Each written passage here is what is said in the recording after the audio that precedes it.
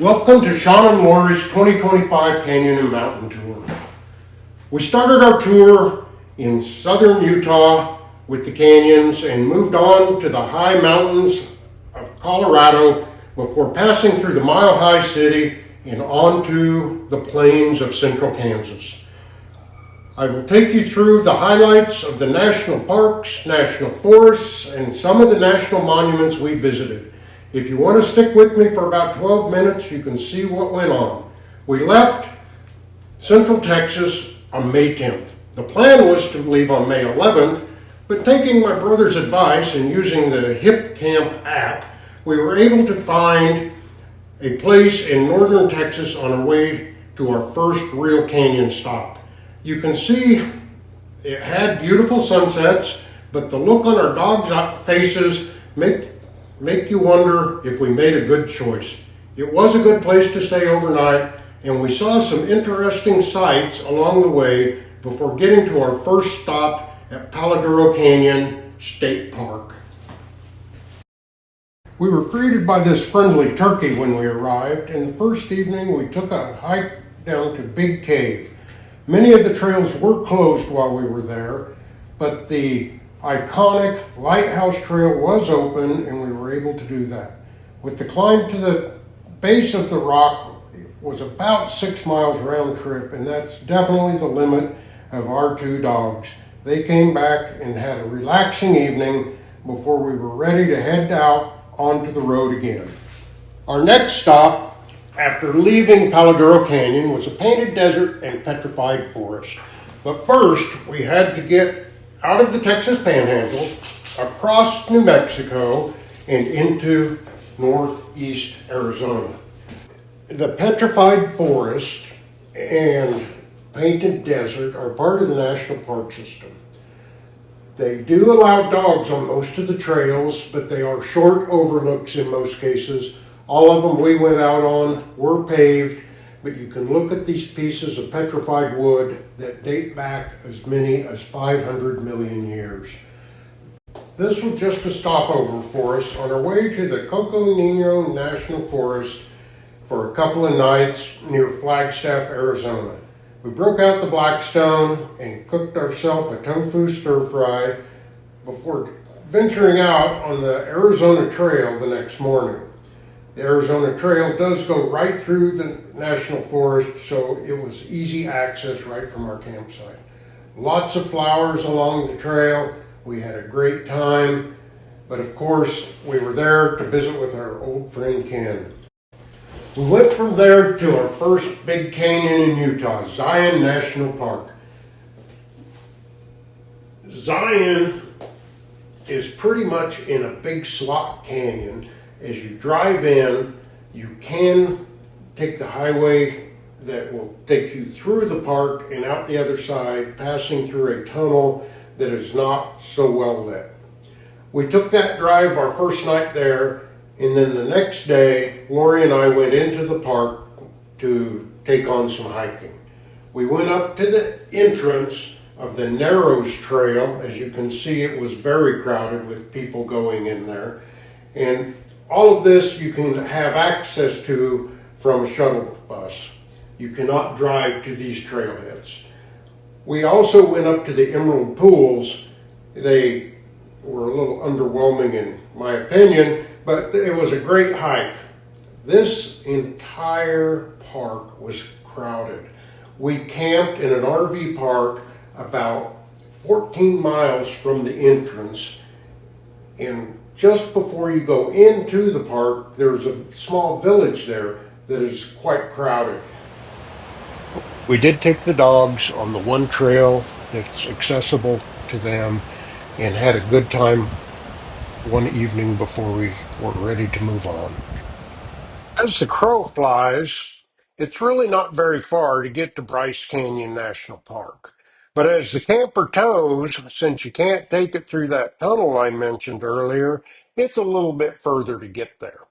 When we came in that afternoon, and after getting set up at the Bryce Valley RV Park, we went into the national park to do our drive-through to get familiar with what the various options were for the next day. We looked at the hoodoos that were out there, and these were amazing and quite different compared to the canyon we'd been in just the day before. Lori and I decided we would do the sunrise to sunset hike the next morning. So we got up early, took the dogs out for their morning stroll around the RV park, and then bedded them down while we went out for the hike through the park.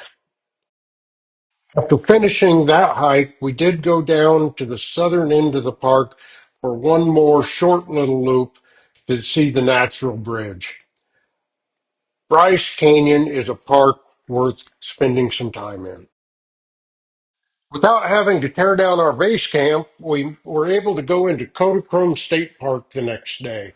It's just down the road the opposite direction from Bryce Canyon National Park, and there were some great hikes there, and they are dog friendly. Right next door is the Grand Staircase in Escalante National Monument, home of Grosvenor's Arch and a variety of other trails there as well. We spent most of the day in and out of those two places, checking out the waterfalls, the hoodoos, and the other things along the way that made the dogs quite happy. Once again, the dogs were worn out, so Lori and I were able to go to Red Canyon in Dixie National Forest without them. They were glad to stay home, but we went out to do the Golden Wall Trail.